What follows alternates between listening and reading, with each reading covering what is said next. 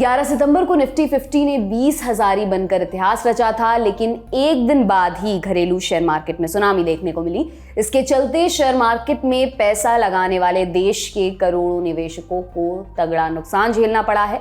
आज के खर्चा पानी में हम इसी पर विस्तार से बात करेंगे, जानेंगे कि ऐसा क्या हुआ कि भारतीय निवेशकों के एक झटके में 5 लाख करोड़ रुपए से ज्यादा साफ हो गए। इसके अलावा ये भी जानेंगे कि आगे बाजार किस करवट बैठेगा। नमस्कार, मेरा नाम दिव्यांशी सुमराव है। आप देख रहे हैं दी लंदन टॉप का डेली इकोनॉमिक बुलेटिन खर्चा पानी। एक दिन पहले तक खुशी से फूले नहीं समा रहे निवेशकों को मंगलवार 12 सितंबर को एक बड़ा झटका लग गया है। मिड कैप और स्मॉल कैप शेयरों में हुई भारी बिकवाली के चलते देश भर के लाखों निवेशकों को भारी नुकसान झेलना पड़ा है। बीएसई का मिड कैप इंडेक्स आज करीब 3% टूटकर बंद हुआ। वहीं स्मॉल कैप इंडेक्स ने भी 4% से ज्यादा का गोता लगाया। इसके चलते देश भर के करोड़ों निवेशकों को काफी नुकसान झेलना पड़ा है। आईटी कंपनियों के शेयरों को छोड़ दिया जाए तो बाकी सभी सेक्टोरल इंडेक्स भी लाल निशान में बंद हुए। Telecom, power, oil and gas, realty और सर्विसेज शेयरों के इंडेक्स तो 3% से भी ज्यादा की गिरावट के साथ बंद हुए। बीएसई में लिस्टेड कंपनियों का कुल मार्केट कैप आज 12 सितंबर को घटकर 318.73 लाख करोड़ रुपए पर आ गया, जिसके पिछले कारोबारी दिन यानी सोमवार 11 सितंबर को 324.26 लाख करोड़ रुपए था। इस तरह से देखें तो लिस्टेड कंपनियों का बाजार मूल्य करीब 5.5 लाख करोड़ रुपए घट गया। इस तरह से निवेशकों को भारी नुकसान हुआ। मंगलवार को शेयर मार्केट में पूरे दिन भारी उतार चढ़ाव देखने को मिला, लेकिन कारोबार बंद होने के समय बाजार लगभग सपाट बंद हुए।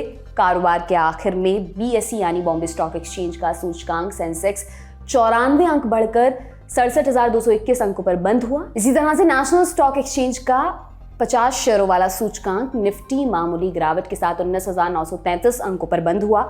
बाजार की इस गिरावट को समझने के लिए चलते हैं एक्सपर्ट के पास। मार्केट जो कि काफी दिनों से चल रहा था, उसमें कहीं ना कहीं थोड़ा सा रुकावट देखने को मिली है। और अगर आप हिस्टोरिकली भी देखेंगे तो जब भी छोटे मझोले, मतलब जिसे हम कहते हैं कि mid to small cap stocks, जब कभी भी हिस्टोरिकली लार्ज कैप स्टॉक से अनुपातन ज्यादा बढ़ जाते हैं, तब जो है मार्केट एक करेक्शन में चला जाता है।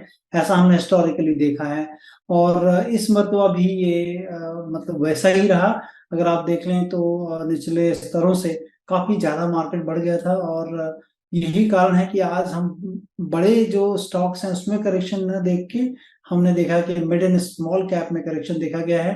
क्योंकि अगर हिस्टोरिकली हम अगर कह लें कि आज से 20 या 25 सालों के आंकड़ों को देखें कि लार्ज कैप स्टॉक्स वर्सेस जो है स्मॉल कैप स्टॉक्स का एक हम स्टैंडर्ड डेविएशंस पे अगर देखें तो वो डेविएट करते हैं, उनके रेशियोज को देखेंगे तो जब कभी भी ये रेशियो अपने स्टैंडर्ड डेविएशन से 1 स्टैंडर्ड डेविएशन और 2 स्टैंडर्ड डेविएशन से के पास जाते हैं तो मार्केट इज जो है पॉइज्ड फॉर बिग करेक्शन। और उसी तरह से मार्केट कई दिनों से आप देखेंगे तो लार्ज कैप स्टॉक में उतनी तेजी नहीं आई जितना हमने देखा कि mid and small cap stocks में तेजी आई थी। और आज हमने अचानक एक प्रॉफिट बुकिंग का दौर देखा है, लेकिन फंडामेंटली कह रहे हैं सच कोई न्यूज नहीं है। हाँ, एक करेक्शन है। इस साल जनवरी से लेकर अब तक ये पहला मौका है जब स्मॉल कैप और मिड कैप शेयरों की इतनी बुरी पिटाई हुई है। इसके चलते कीमतों में बढ़ोतरी के बाद भी मिड कैप स्पेस के सीमेंट शेयरों में गिरावट देखने को मिली। उधर परिवहन मंत्री नितिन गडकरी के बयान के बाद ऑटो शेयर भी लाल निशान पर बंद हुए। इसके अलावा आज 12 सितंबर को लार्ज कैप और मिड कैप के सभी बड़े पावर शेयरों में गिरावट दिखी। पीएफसी और आरईसी 8% गिरकर बंद हुआ।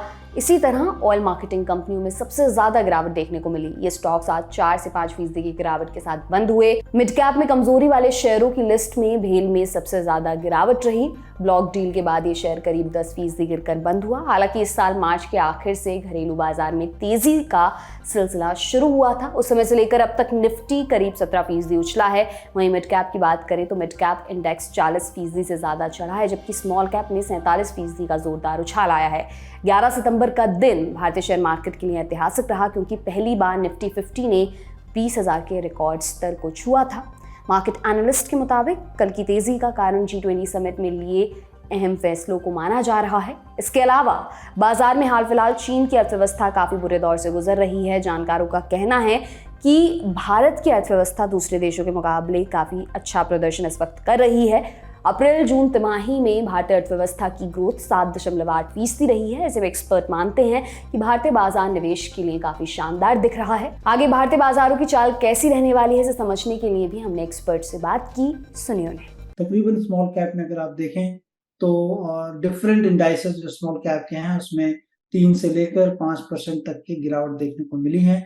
और चूंकि अगर पूरे महीने को देख लें तो महीने में 10% से ज़्यादा बढ़े थे।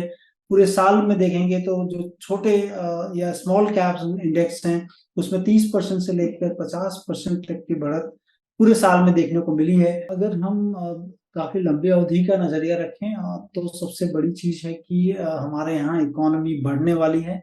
ऐसा सारे लोग या कह लें कि जेपी मॉर्गन जैसी संस्थाएं या वर्ल्ड बैंक कह लें, आईएमएफ कह लें, वो सारे लोग इस चीज़ से में एकमत हैं कि भारत की इकोनॉमी बढ़ने वाली है। और अगर भारत की इकोनॉमी बढ़ेगी तो हमारे यहाँ की कंपनियां उससे लाभान्वित होंगी, क्योंकि हमारे यहाँ कह लें कि इकोनॉमिक एक्टिविटी बढ़ेगी जिसका कि लाभ हमारे यहाँ की कंपनियों को होगा। तो ये था आज का खर्चा पानी बुलेटिन। आपके ने लिखा था हमारे साथी प्रदीप यादव और प्रशांत सिंह ने। आप अपनी राय कमेंट बॉक्स में जरूर दें। अगले एपिसोड तक अपना खूब ख्याल रखें। बहुत बहुत शुक्रिया।